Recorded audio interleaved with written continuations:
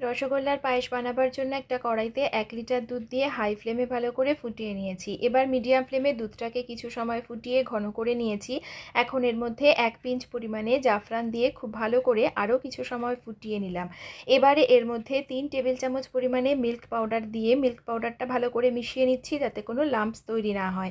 এবারেতে 5 table চামচ পরিমাণে চিনি দিয়ে আরও কিছু সময় ফুটিয়ে 1/4 চামচ ছোটো এলাচের গুঁড়ো দিয়ে মিশিয়ে নিয়ে দুধটাকে আমি রেডি করে নিচ্ছি। এটা কিন্তু পায়েসের জন্য একদম রেডি। গ্যাস অফ করে একটু ঠান্ডা করে নেব।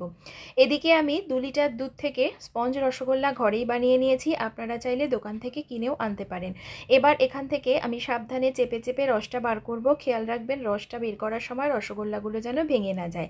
এবারে সেই রেডি করা দুধটা মোটামুটি হাতে সহ্য হয় এরকম টেম্পারেচারে আসলে এই রসগোল্লাগুলো এর মধ্যে দিয়ে দিতে হবে। তারপর এটাকে উপর থেকে ড্রাই ফ্রুট দিয়ে সাজিয়ে ঠান্ডা ঠান্ডা পরিবেশন করতে হবে।